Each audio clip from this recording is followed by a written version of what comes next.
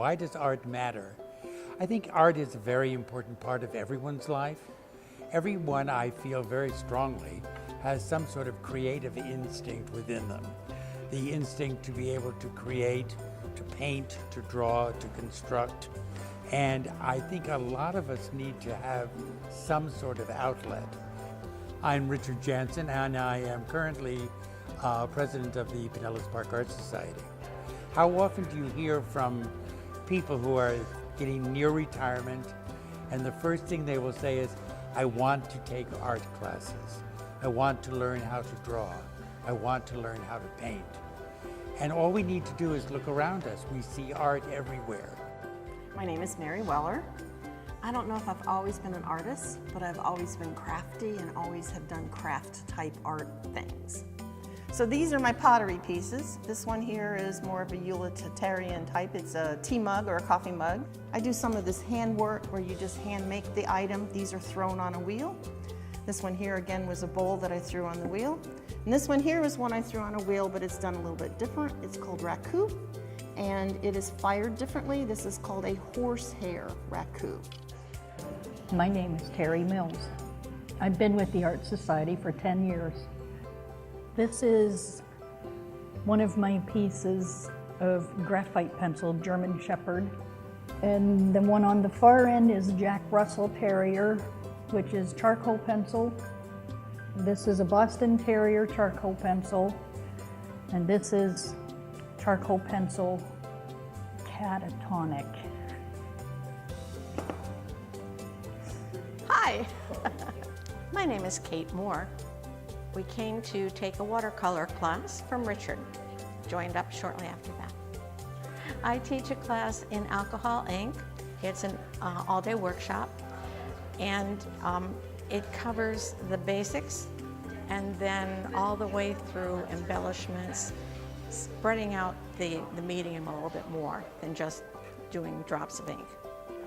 I'm a facilitator. I try to bring out what people have inside of them. So this is just an extension of teaching, but because I'm passionate about it, it's so much fun. I don't hesitate at all. It gives you the opportunity to experiment and to try something new other than what you thought was just simple painting and drawing. Once you get into teaching some of these students various styles of different artists, you begin to bring in art history. And then our instructors show them many, many techniques that maybe they're not familiar with. I love that anybody can create if they can get past the I'm not enough, I'm not good enough. You know, I'll never be a professional watercolorist, but I can share this and I love this. And the best part is I can share it with other people. I can start a piece and get so involved in it that anything that I have going on in my life that's bothering me, I can forget it and I can just be free and just let my art do what it wants to do. Same thing when I did the pottery. I couldn't go to the pottery and throw a bowl if I was upset. The same thing's true with the alcohol ink. If you can't let your mind just let go, you don't end up with what you're looking for. You're too tense and you don't get it. This somebody brought in and said to try it, so I did. What I love most about art is how it relaxes me.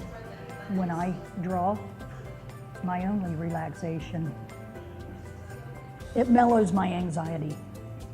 But number one, this particular art society, the Pinellas Park Art Society, not only helps artists, but it helps our community at large. The Art Society here in Pinellas Park was established in 1964. So we have been here now 54 years and continuously and ongoing.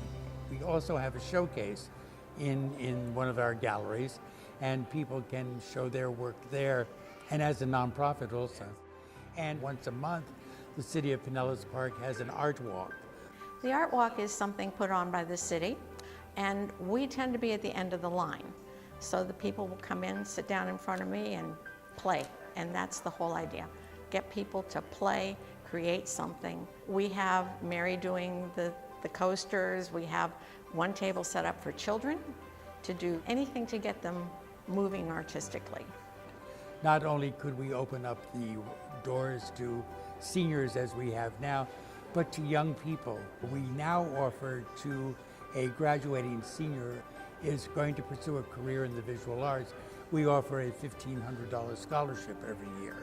And we've been granting that for the past 5 or 6 years.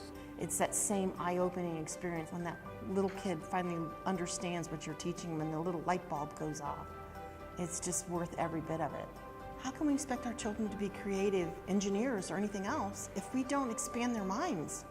Our goal is to have workshops on a more regular basis, at least one a month, and more classes and more of this type of activity. We have the open studio, but then giving the people the opportunity to learn something new. Art societies are all over the world, and 9 times out of 10, they're free. They are nonprofit organizations. I mean, you pay a minimal membership fee for the year to belong. So I would definitely encourage anybody who's interested in the arts to just go into these places, check them out, and I think you'll be very surprised.